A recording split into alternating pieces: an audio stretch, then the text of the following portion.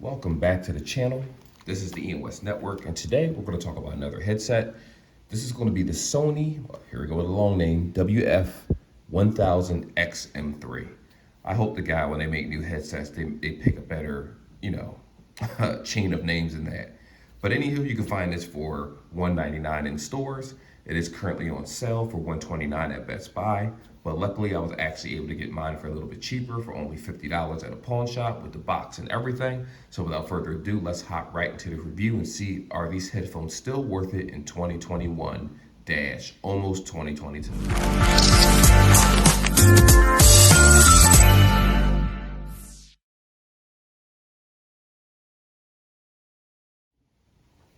Alrighty guys, like I said already in the video, I did get these for $50. I happened to see them inside of the pawn shop and I said, you know what? I'm gonna go ahead and review this particular product. Been wanting to do Sony headphones for a while. I just could never really justify the price tag. But luckily I was able to get them for fairly cheap, and well, actually very cheap compared to the original price, $50. And now I'm gonna tell you guys what comes inside the headset. So I already pulled them out of the case, of course, and did all my fun, exciting tests. But let's just do the unboxing just for the channel sake. So I actually had it backwards. So when you take this out of the case, headsets go right here. The case itself go right here. You have your charging cable, and then you have all your headsets and books underneath this. Not headsets, but the little, what's it called? I'll pull it out for you so you can see it right here. That's what you have, your little earbud tips. You do get a fair amount of them, so that's a good thing. One thing I will say about Sony is that they do a really good job with packaging. They actually care about how their product looks presentation-wise. So good for Sony. I like that. This is definitely more higher quality than the cheap boxes that AirPods and Galaxy Buds and what's the other thing? Beats Buds been coming in lately. So with that being said, let's put this to the side and let's take a look at the headset itself. So we're talking about the actual build quality. I'm going to be completely honest with you. When I saw these things, because you can see a little scuff here, you can see a little scuff there, which is fine. Again, they're all I got it for $50, better than a regular price. It has a very solid build quality. Now this headset is huge. Like this case is very, very big. Like if you put this in perspective of how big it actually is. This is my wallet, one of my little magnetic wallets that, well, not Apple sells, but Five Below. And when you compare it to this case, it's similar in size. Obviously, this is much thicker. So just be aware if you're one of those skinny jean wearing guys. I mean, this is going to fit, but probably nothing else is going to go inside that pocket. On the other hand, as soon as you pop this open, well, actually USB-C is right here, just so you know. We're going to talk a little bit specs in a second, but let's just get this little open box description out of the way first. So when I first pulled out this headset, I'm thinking this creature is going to go into my ear. I know, that's exactly what I thought. Especially if you see them on display, they look insanely huge. But I was pleasantly surprised to say that when you take this out of the earbud itself, right? This part right here, where my finger is touching, and right here, this goes inside of your ear only. This part here, this huge body right here will not go inside of your ear. When I will show you guys how it looks, they fit comfortably. I was super surprised about that. They are a little weighty. I'm not going to act like they're not. But with that being said, I was able to wear these for hours at a time. I would say about 4 to 5 hours before I really felt any air fatigue personally. Of course, that's going to vary per person. Somebody might put this in within minutes. It may not fit properly. It may feel too heavy for a different user. But for me personally, I like them. Now, I will say, after using this feels more comfortable than Galaxy Bud Pros. Not the 2s, but definitely the regular Galaxy Bud Pros. And I will suggest these in terms of fit over those, even though they look ginormous. So, with that being said, the build quality on this is pretty good. I think it's solid. It looks good. I like the color. Granted, this does come in other colors. But again, for the price that I got it for, I have no reason to complain about anything. And it's solid. Like when you flip the case open, it feels good. If you feel some type of resistance, you feel that click, that flap. This feels good. The design feels good. It's no way that this is going to slip out of the case like some headphones where sometimes you put it inside the case and with the slightest wiggle, it might connect inside the case and not fully disconnect. You will not have that issue with this particular headset. Let's talk some battery life inside this particular headset. Now, you do get 6 hours inside the case. I'm sorry, 6 hours inside the headset itself. And you get 18 inside the case. Now, you may be wondering, all right, well, did that include features such as the fast charging? Did that include ANC? That is the time for ANC. So if you leave ANC on, or NC, noise canceling, I don't have to say active noise canceling, my mistake, 6 hours, and then you get 18 inside the case. Now, if you're not using active noise cancellation at all, I'm so used to saying that, you get 8 hours inside the headset, and then 24 in the case, which brings it up to 32. Now, granted, the box normally will tell you, which I'll show you guys right here, 8, 6, and 18. They give you that if you're using active noise cancellation. If it's off, you actually get a substantially better battery life where the case will last 24 hours while the actual headset will last 6. Keep that in mind when you're using it. Now, active noise cancellation will not work if you're only using one earbud. We haven't gotten technology that far in advance. Plus, you don't want a headset where, I don't think there's any headset that do that anyway, but you wouldn't want that because that will affect your hearing for the worse. If you only have one with ANC on and then the other one without that, that will be very awkward and kind of throw off your sensories when using headsets. So I'm glad that they don't do that yet. In addition to that, a 10-minute charge will give you 90 minutes. So instead of them just saying an hour and a half, 10-minute charge will give you an hour and a half. So these do have fast charging, rapid charging more so. In addition to everything that I was just saying, of course, this does have wireless charging, so that's a plus.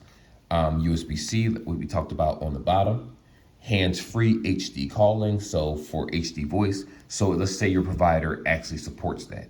What we need to understand is that when you're using a headset, sure, the headset has HD clear calling, but when your carrier also supports that, it's going to go by just fine. But also, remember, HD calling is also in the product. So when they say HD calls, some providers, like Verizon, AT&T, sure, they have HD calling, but in my experience, T-Mobile had better HD calling overall. Maybe not better service, but definitely better HD calling. With this headset, this will still be able to give you the clarity of the HD calls that they're talking about, even if you have an older device that necessarily may not have the best speaker out there. Now, since we're talking about sound in particular, when it came to phone calls, video phone calls, or just video calls, or anything in general, it was pretty clear.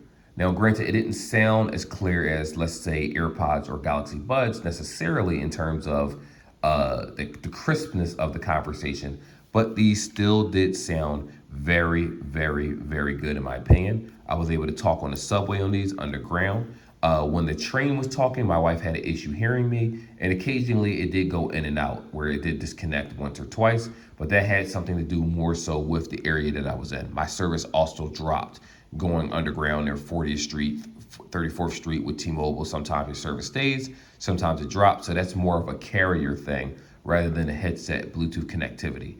Other than that, I had no issues whatsoever. Like I said, the clarity was perfectly fine. She said she could hear me and my wife during phone calls. It wasn't cloudy or anything. I'm not going to say that this should be the standard, but this did a very good job of clear calls. And I'm super, super surprised about that because I always was a little skeptical about Sony with some of their headsets. They were just always big, bulky, and hideous, similar to this one. But believe it or not, you know what? It made me a believer. The only thing I don't like is necessarily that blue flashing light that this has. These controls are touch. The button's right here. I would have preferred a physical button, but when you're paying $200, hey, you're going to go for physical aesthetics, what looks nice, and also what's worse with touch. Wish the touch isn't too bad on this, but again, when it comes to most headsets, I don't use the touch commands because I don't like how it makes me feel. Or when I click it, it does, when you push the headset in to tap the commands, sometimes if you're not used to the touch, most people instinctively will press it in harder, which can cause earache or headache because they aren't sure how sensitive the touch is. So just be aware of that when using this particular headset, that you don't have to just mash it inside of your skull and and cause yourself some type of ear fatigue or irritation. Okay, so in this next section, what I'm going to go ahead and do is talk to you about the 360 audio, the DSEEXHX setting for sound, and we're going to talk about the IP rating, which two of these things are bad in a sense, but you'll determine if you still want this headset after that. But at the discounted price, it still puts it as a worthy contender. Now, oddly enough, And this is insane. I don't know why Sony did this. This has to be the absolute dumbest thing that a company could possibly do. And I have to say it this way. These are not IP anything. I looked everywhere. I looked online. I looked on the website. I cannot find an IPX rating for this particular model. I don't know what it is. If it does exist, they certainly aren't telling us and they're hiding it. There's no IP rating whatsoever for these headphones, which is super weird. Actually, let me show you the headphones again while we're doing that. So you can just see a look how it looks. So there is no actual IP rating for this particular headset. So if you're going to the gym, sweat, water, rain, things like that, you're going to want to make sure you're wearing a winter hat. You're going to make sure that you have an umbrella, or you're going to make sure that you want to take this out of your ear and put it back inside the case. Because the case isn't IP rated, nor is the actual headset, which is insane to me. I don't know why it isn't, but it isn't. And to me, that is a huge no-no when it comes to headphones, given the fact that there are $50 headphones out there that have IP ratings that is perfectly fine for $50, even if it's X4, which is a lower rating. This is nothing. Now, granted, if you're inside the rain, it's a possibility, and I stretch that very thinly when I say that. It's a possibility that this won't get damaged by rain. But realistically, because there's no IP rating, you should not take these outside in inclement weather, because dew happens. Sometimes things get a little wet, even if it's not raining, if it's cold enough. Listen, this is insane. I don't know why they don't have an XP rating, but I don't want to sit on that for too long. Now, there is a feature called DSEEHX, which I will show you guys in the setting, which in the application itself, in the screen recording. If you put that setting on, my battery life had been significantly worse. We're talking 4 hours of battery life, sometimes 3.5. I don't know if it's this particular headset because it's used, but I'm not the only one that reported that. Now, like I said, 6 hours with ANC on, 8 hours off in the headset. You can use it in mono mode separately, which, to be honest, this video is a little bit all over the place when I was talking about certain features, but that's okay, and I'm trying to just cut down the video. In addition to that, when you use that mode, like I said, it may make the sound better, but it substantially lowers the battery life. And now, granted, this headset does have settings where you can change the equalizer and whatnot, so you may not really need that mode. In addition, it does have 360 reality audio. So for those that don't know what that is, that's that feature where it's not necessarily spatial audio, it's similar to it, but you'll feel sounds coming from different areas, similar to like being in a sense, a movie theater with that specialized surround sound. I'm not doing it any justice saying that, but it does sound really good if you use that feature. Keep in mind, you want to make sure that your phone's compatible with that and the app actually works. So just be aware of that. Also, when it comes to the, what is it called? The Google Assistant or Alexa, they did give me a disclaimer when I signed into it on the Apple side of things, not the Android side, on the Apple side of things, that certain features wouldn't work. Like I think it was Alexa, whatever it was. Keep in mind, this is 2021 right now and in December that I'm recording this. So be aware of that. Not that you'll necessarily use that, because I don't use any type of Google Assistant on any of these headsets anyway, because I don't really find it to be that responsive, especially with touch controls and things like that. It actually kind of sucks. But other than that, on the last part of this video, we're going to go ahead and look at the application itself and actually see how it sounds. Also, I will have this video recording so you can hear a voice recording of how well this actually sounds when I'm basically when I'm just using the application. I'm going to talk through the headset itself. So let's hop into that. All right, guys. So in this section of the video, I'm doing a screen recording. You're obviously looking at the front of my iPhone screen. And what we're going to go ahead and do is go over to the headphones right here. And this is the application. So as soon as it pops up, it'll let you know about your 360 audio is ready, yada, yada, yada. You can use Amazon Music, which I'm not going to at the moment. We're going to knock that out. So this is the application itself. Now, when you tap this right here, where it shows the actual picture of the headset that you see, uh, it'll be an option where it'll ask you, hey, do you want to be able to see the what's the word for here? The battery life on that. Once you tap that, it'll give you battery life of the case. It'll give you the battery life of the headset itself. There you go. It'll show you the activity, which I don't care about any of that nonsense. Any information right here, like if there's any, here we go, termination of Google Assistant iOS November 24th. So it has been a while since they did that. My headset is already updated. It'll just give you kind of like the information center to show you all your notifications. So if you buy this particular headset, Google Assistant for iOS will not work. Granted, it's not life or death for me because I won't use that anyway for this particular headset, but just be aware of that. And that's strictly for the iOS. Is it that way for Android? I'm not too sure, but that's something that you have to find out after buying the headset. If Google Assistant is not a deal breaker for you, you're good to go. So right here, you have the ambient sound. I normally leave ambient sound off. I think it's lame. I never really use it. Um, I'm more of an active noise cancellation person, and that's what I normally leave my headset on.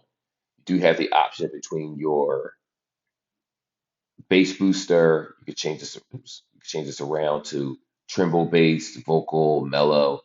I normally keep it on bass booster. That's what I'm more concerned. If I can find it, there we go. Bass booster. That's what I prefer.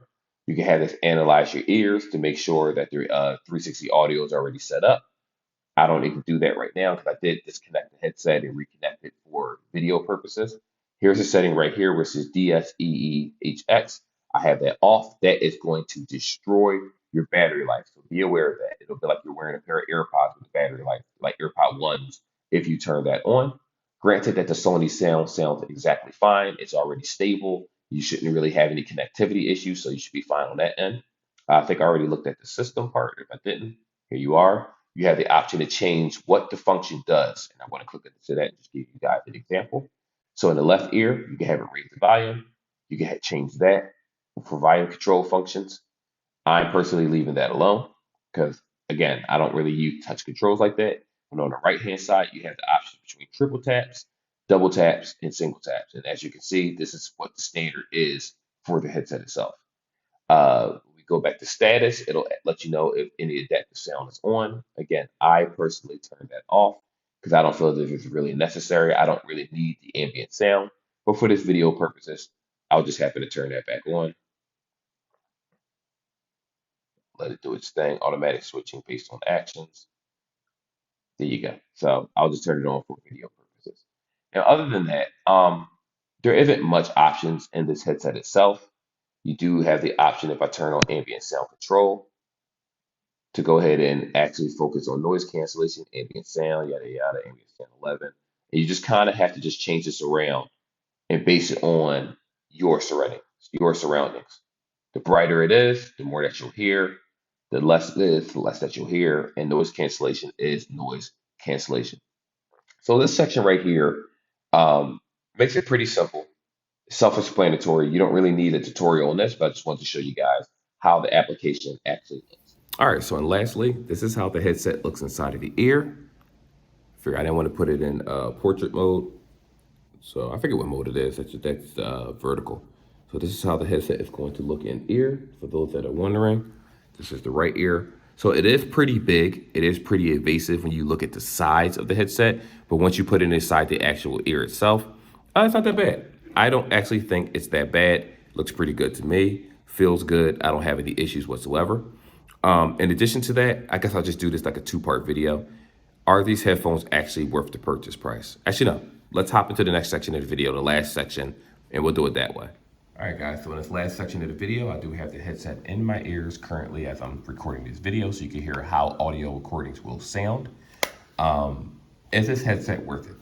At the $200 price point, absolutely not. This headset is not worth $200, primarily because you need some type of IP rating because people tend to abuse their products. And I'm going to be honest, if we're talking, I forgot the section about music. The music sounds amazing on this headset. So if you're an audio head, you want bass, you want to hear highs, lows, mids, boy, these headphones do an amazing job of doing that. I think they're better than AirPods in that aspect. I think they're better than Galaxy Bud Pros or Galaxy Bud 2s in that aspect of music and sound. I love how they sound. The volume can really get up there. It sounds decent. Just the overall quality, I think it's better than them in that aspect. But if we're talking about call quality, it's not better than other headsets in the $200 price range. If we're talking about battery life, yes, it's better than some headsets in that aspect. If we're talking about connectivity, it has the in-ear detection when you take it out, when you take it in. But the difference is every time you take it out, you pop it back in, it'll say powering on and connected. It takes a few seconds. Just not instant simultaneously like that, like other higher end headsets. So you have to take the good and the bad with this particular headset.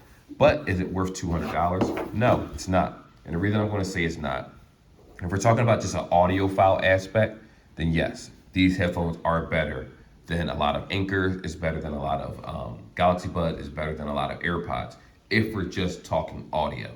But the fact that there's no IP rating, which for me is a huge, huge feature, because if you want to take them to the gym, if you want to run with these in the summertime, if you get caught in rain, you have to understand people don't want to buy headphones for each occasion. That's silly and it's dumb. It's different if you're a music producer. It's different if you're doing video editing. It's different if you're doing this. Most people just want one headset that could be abused and they don't have to replace.